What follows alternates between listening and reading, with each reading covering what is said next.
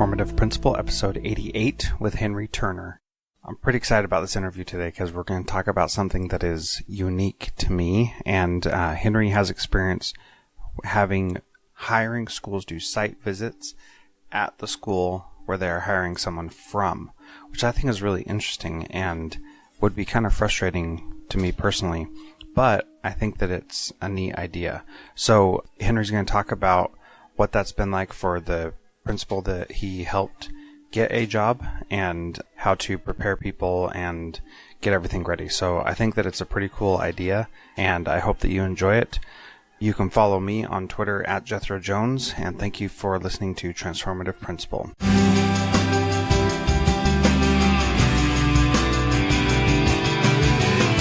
All right, welcome to Transformative Principal. Today I'm talking with Henry Turner, who's a principal out in Bedford, Massachusetts. Henry, welcome to the podcast. And why don't you start out by telling us a little bit about yourself and about your school, and we'll go from there. Thanks, Jethro. Great to be here. So I've been principal at Bedford High School for the last 3 years, going into year 4. Bedford is about 900 students. We're just outside Boston. We're a suburban school. We have students who live in Bedford, students who are military dependents living on Hanscom Air Force Base, and students coming from Boston. So we're a diverse school with a lot of different students with different interests and different backgrounds, and we've done some great work. We're headed into sort of really looking into how we continue to get all students learning at a high level and into a world of connectedness as well as creativity. We've been really doing some nice work around that. That's cool. One of the things that I wanted to talk to you about on this was when you were applying for the principal position, you had a site visit where they came to your school and checked it out and got some information about how you were doing. Is that right? Yeah, that's right. Before I was at Bedford High School, I was a housemaster in Newton South High School, which is also just outside of Boston. And I actually knew about the process. It's pretty relatively regular around here for principals. When I was in Newton, we had a new principal coming in, and I was on the interview committee. And so the process was that we had a round of interviewees, about 10 people we interviewed. And then the next steps of the process were having them come and visit the school and having them sort of interview with parents and students and teachers. And then the last round with the finals was meeting with superintendent, and then also a committee going to their school to meet with their sometimes students and teachers and parents to get a good sort of sense of the principal. And then the decision was made. So that was sort of the last part of the round. And so for me, it was something I was expecting in terms of it. And so yeah, it's just a sort of a normal part of our process. Okay. So something that I had never heard of before, and something that I thought was kind of amazing on the one hand, and frankly, I thought it was kind of rude on the other hand. So let me explain myself a little bit. It seems like it's asking a lot to get a bunch of people from a school where you're planning on taking an administrator from and getting them in a room and talking about that person and how they do as a leader in a different school when when you're really taking them away from that school. So anyway, I thought that it was a little presumptuous and not very polite to those people. But, after thinking about it, it really makes sense, and I think is probably a good idea to do. And is there any stigma associated with that, or is it because it's how it's done, everybody accepts it?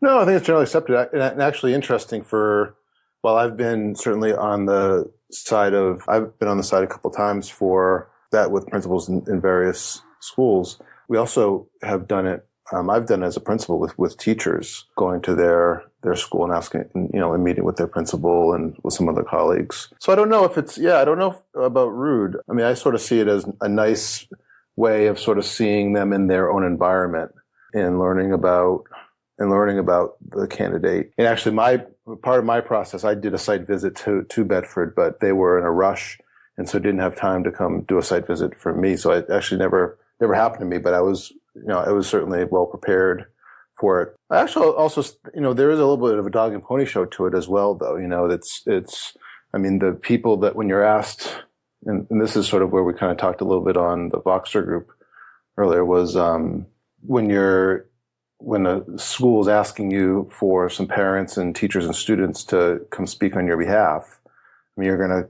reach out to the people that you know best and that they know you the best. And so, I don't necessarily know if you're getting a view or 360 view of the individual when you're going there, but you're getting a decent sense of them when you go there. Yeah, that definitely makes sense, and I can see how the dog and pony show could exist, and really all interviews are like that, and you're always trying to put your best foot forward. So I think that's an understandable situation. So what are some of your tips for preparing for this kind of a site visit? What kinds of things are most important for you to do as you prepare for people coming to your school to talk to your coworkers and employees and all that? Well, I think the most recent principal candidate that I worked with was my assistant principal, who is now a principal in another district. She went through a couple of interview processes, so we had a couple of teams coming to our school and meet with us. And I think, and just to even go back to your point about sort of, is it rude? Certainly is time consuming on behalf of the school. I mean, certainly, I think she went through 3 or 4 times when she was a finalist. And so, that was, a decent amount of time. It's about an hour each time they come. So yeah, that's interesting. But anyways, I think the thing that her and I worked on, trying to getting her prepared for it was, reaching out to a diverse group of people. And I think that's, every time in the interview process, you're telling your story. And I think that's how, I think you always want to go through that process from when you when they first contact you to invite you for the interview till the time when you sign your contract, is that you're telling your story. And what are the key things that you want to talk about? I think when I talked about myself, is that I was talking about my, passion for working with kids, passion for wanting to help kids who struggle with school and to help them excel, kids who are disconnected with school, helping them sort of feel more connected to school. And so, in thinking about who would be the people who would be best to speak on my behalf would be, a range of kids who were, disconnected and have grown, some kids who, may be disconnected and still are growing. And so I think when I was working with my assistant principal, her similar passions, some of our passions, in addition to sharing mine, were sort of connecting girls to sort of higher level classes, math classes, stuff like that. And so she did some work in terms of that component, brought some students who had some good connections with her around that. And also safety was something that she was very skillful at. And so she brought in some parents who helped us on our task force after the Sandy Hook shooting. So she brought them in to talk about how she worked with them around that initiative. So, I think, as I said, starting when you first get the interview till the end, you're telling your story. And so this is just that aspect of it. So you want to be deliberate in who you're choosing.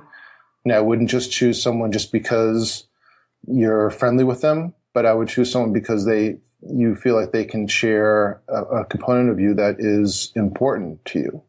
They can share your passion. They can share your strengths. They can share the work that you've accomplished. And I think a lot of going to the principalship, at least at the high school, I can say, is that you're typically have done some level of administrative work prior, at least in our area.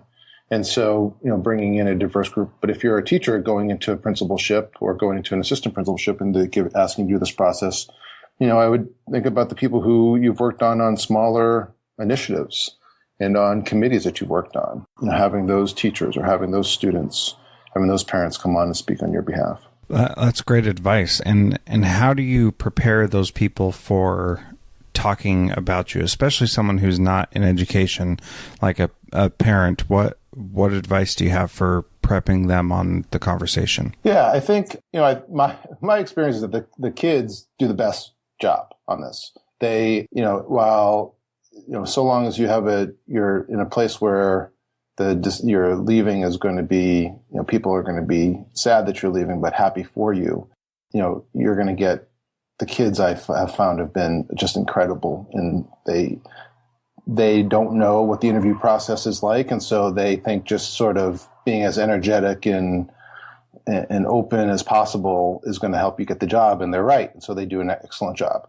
That's cool. Yeah, it's really cool, and I would say it's also like emotional when you start hearing the things that people start saying about you, and sometimes in education, sometimes we don't hear in the moment how good of a job we're doing, and then it's sometimes like this when you start to hear the impact that you've been making. Yeah, absolutely. So I think with the parents, I think it's just about, you just ask them to talk about the things that you work together on. The parents that I've kind of worked with have been people who have good experience with interviewing, and so they're happy to talk about it, or they're pretty well connected to school, and so they can talk about the things that we've worked on. I think if someone's nervous, you just sort of just say, just be honest and truthful. It's also, I think, if you don't want to sort of put pressure on someone to say, like, don't say this or don't say that. Just say, how do you know me? What's the truth? And if they say something that, maybe could be misinterpreted or could be a blemish on you, then you have the opportunity to talk about it. But I think, you just want to kind of help them relax and realize that this is, they're not on the hot seat, that you're on the hot seat, and that they can just sort of relax and talk about you. Yeah, I think that's a good point, that they're not the ones on the hot seat, but you are. One of the interesting parts of that you said is that you get to hear about the impact that you've made from people after they've had some time to think about it. And, one of the things in education is we typically have to wait for a very long time to know about the impact that we're actually having on people. And one of the real benefits of this system is that it sounds like you get to hear a lot more of that. And I'm sure for your assistant principal who got to hear that a few times, that probably was pretty powerful, because she probably felt really good about that. And then because she wasn't the successful candidate those first few times, she was able to still work with those people. And I'm sure that developed a deeper level of trust and respect and all that. And so I think that's a really good side effect of this process that I hadn't really thought of before. So I appreciate you pulling that out and sharing that. Yeah, absolutely. I completely agree. I think, we go through we're not that we go through the motions, but that we're sort of our routines are, taking the challenges that we face with every day, and we don't necessarily, or not always reflecting. We're not always getting the feedback, because everyone else is sort of, moving through the year at a fast pace as well. So yeah, these are nice times to allow you to sort of reflect on what you've done, and also realize the impact you've made. I think it's just a larger message to the whole part of the process, which is, if you want to, you need to find, one, you need to be looking for schools where you feel like you can make the same kind of impact. And secondly, you want to be able to understand what your strengths are and what you've done well, and also what you need to improve on. And those are the things that you talk about in the interview, right? And then those are the things that hopefully will be echoed in the process. So I don't know. I think, again, I live in a world where I guess this is a normal part of our interview process, so it seems very normal, but it just seems to me like it's, just another way for you to be able to tell your story and the story of the school that you're leaving, and also demonstrate to the school that you're going to that this is what they're going to get. And hopefully you'll be able to make the same kind of connections that that you made in the previous school. Yeah, I think that's really important. What are some of the things that you should avoid when you're doing these, when you're having people come to your school for a site visit? What are some things that don't look good or just put you in a bad light that you don't want to be in? Talk about some of those things that would be easy to do that you think would be the right thing to do, but actually aren't. Can you think of anything like that? Yeah, I think just asking people at the last moment to do this is definitely a bad move, and also not being prepared. Because I think one of the other things you're doing in this process is showing your organizational skills, which while we talk a lot about the principal's job as a lead or lead learner. Another part of the job is to be a manager. And, it's a job that people don't necessarily praise you when the management is going well, but certainly criticize you when it's not going well. So, True. So I think your ability in this is to organize this process. So, what I've seen is just sort of someone grab a couple people and throw them in a room, kids, for example, and just sort of like, say, wait a minute, I got to grab another couple more kids. And they go to classrooms and start pulling kids, say, can you interview? Can you help me do this? Or they ask them, a day or two prior and never give any clarity to the process. So I think that, that would just be a bad move and just demonstrate sort of your lack of organization and management of the situation. Great points. I think another one would be just finding the rock stars to speak on your behalf. So just finding like the parent association president, or in our district we have relatively economically diverse population. So just finding like your rich families or your most engaged teachers, or the teachers who volunteer for every committee, or the students who are like the president of the senior class.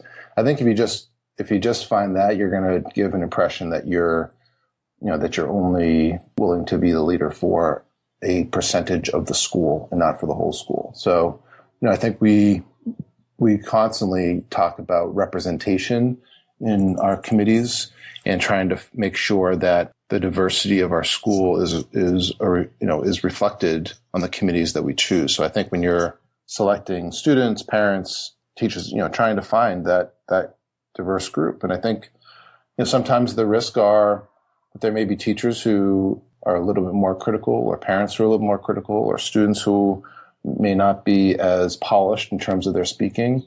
But I think you're making a mistake if you just sort of get these people who are the most passionate, most engaged in the community. Yeah, that is good advice. Would it ever make sense to invite someone that is not really a big fan of you to give, I don't know, some examples of how you guys don't get along, but you still get the work done? It's a good question. I think you got to be careful.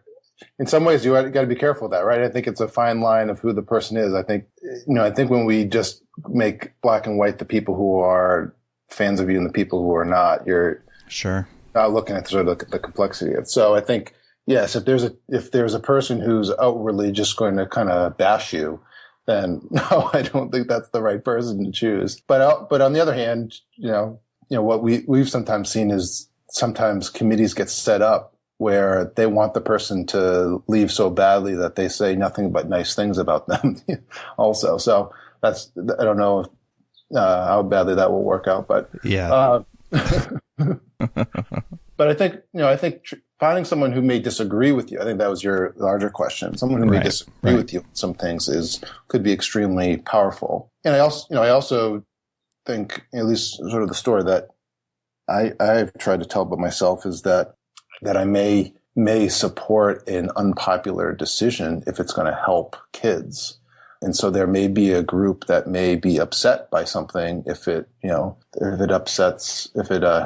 a population of students. So, I think when you're trying to close the achievement gap, you sometimes are talking about making decisions that are going to help a disconnected group of students. And that may have a larger impact on another population of teachers or parents. And so sometimes you have to make the unpopular decision as the principal. And so I think sometimes finding someone who disagrees with you may demonstrate that you are willing to do that. If you're just someone who's just going to, if you're entering a school district, I'm just thinking of a school district where there's tension between the parents and the teachers, and teachers say, "Oh yeah, he does whatever we say," or we agree with everything he does.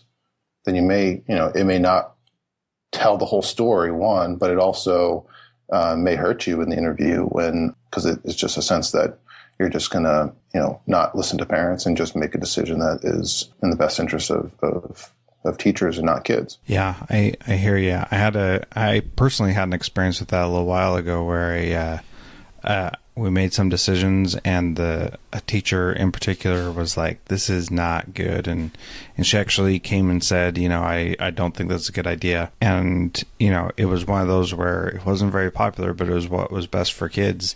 And eventually she came around and said, I didn't really like that idea, but I see now how beneficial it was, and I'm glad that we did it. And even though I didn't like it, and I still don't like that we're doing it, I see how it's beneficial. And that was like the best compliment that I could get. And that felt great, because it was like, that's right. That's what we're doing this for. We're not doing it for us. We're not trying to make our adults' lives easy. We're trying to make life good for the kids and serve them. And, it was really awesome to hear her say that, and really made me know that she was definitely in it for the right reasons, and I think that's what you're saying you want to communicate to the interview committee, is that you're willing to do those things, and that you're able to do those things, and you want to have people that can attest to that also, right? Amen to that, man. I mean, I think things you really want people to say about you is that you're candid, that you're a trustworthy person that's going to speak the truth even when they may disagree with it, that you're compassionate, that you care about kids. I think those are the kinds of things that you want to say. And so it may be someone, like you just said, who disagrees with you and ultimately sees that, you were doing it because you care about kids.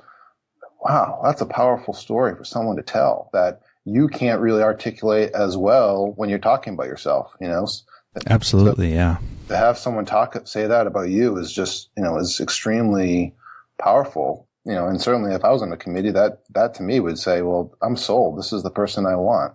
So, I think, you just want to, it goes to the point that you want to be careful with who you're choosing. And, I also think that the person who has, an axe to grind because you had to, because they're, something happened and this is going to be their way to get back at you, then, you certainly don't want to ask a person to do that. But if it's a person Sure. who you feel like you've had you've had some disagreements with, but they do, they recognize, your care for kids. And I think there's a reason why we all get into this business. It's because we care about kids. So, you just got to be able to find the people who can support that part of the story for you. Yeah, absolutely. So what are some of the things that you tell people? How do you approach it with people that you're going to have as part of your committee? What kinds of things do you say to them and to prepare them for it? You touched on it a little bit earlier, but I'd like a little bit more information about what you suggest. Yeah, I think, at this point it should be, I think that becomes one of the questions that we were talking about earlier was, when do you announce it to your community that you're leaving? And so, yeah, that too. So I think you definitely want to, it needs to be out in the open before you go and do that. So my sense is that when you're a finalist, at least where we are, if you're a finalist, it's public knowledge. So that's when you would want to tell your community. And so, when I left Newton, I wrote an email and let people know that I was a finalist and, what I loved about Newton and, why I thought this was a good fit for me, that, and if you do it in a respectful manner, I got a lot of really nice compliments in that way. Now I know some other folks who have left as a, principal going to another principalship, and, there's a lot more hurt feelings. I was going from an assistant principal to a principal, so that it kind of made sense for a lot of people. But for some people where they've gone from a principalship to another principalship, that, you may want to just sort of be able to articulate in a way that it can be supportive, but also recognize some people may be hurt by your notice. But then once it's out there, then you want to let people know that this is the process, that they've asked for a few people to speak on my behalf, and that I'd like you to, would you be interested in speaking about me? And these are the things that I feel like you and I have done. I think that's the way to sort of frame why you're asking them is, you were on my school council and we our school council, and we kind of did some really good work around achievement gap or around our implementing, our iPad initiative or whatever it is. And I think sort of framing it for kids, it's, you and I have had, I've had a lot of good conversations about your growth and about things that you've done. And I've seen you make incredible progress over the last couple of years. So I think just sort of framing it and telling them why you're asking them would be crucial in terms of that. And I think just being respectful and thanking them. I think that's a part of the organization as well, is, writing the thank you notes afterwards to each of the people for doing it. What we did with my assistant principal when she went through this process was, getting some nice little breakfast and coffee there for people, and kind of doing the setup. But I think preparation is sort of everything in this process. Yeah, absolutely. And have you ever had people that have declined to participate in it that say, I'm not comfortable, or that's scary to me, or I wouldn't know what to say, or I don't think I'd be able to say good things? Have you ever had those kinds of declines? No, I haven't seen that. And again, I've done it with I've been a part of search committees where we've gone to sites, so I don't know if that has happened there. I have seen some visits where there were people who clearly were uncomfortable in speaking about the person because they were upset that they were leaving. But internally, I've never seen that. I think we were pretty deliberate, particularly with my assistant principal, we were pretty deliberate in who for her to ask to be on the committee. Okay, well, that certainly makes sense. I appreciate all this information you shared about this topic. It was fascinating to me, and I appreciate you taking the time to share it with me, so thanks. Great. Thanks, Jethro.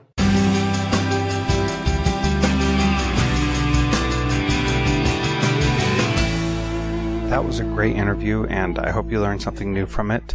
Next week, I'm going to continue interviewing Henry Turner, and we're going to talk a little bit more about the iPad initiative that he's doing and talking about how he's closing the achievement gap in his school. I hope you enjoy it, and I look forward to seeing you on the next one. If you could do me a favor before we go, I've got a survey in the show notes on this at transformativeprincipal.org. If you could take a second to just tap the picture on your phone and fill out that survey. It asks you what's the one thing that you are really struggling with the most as a leader right now. If you could answer that one question for me, I'd really appreciate it, and it'll help me find guests that will help you be better at what you're doing. Thanks so much.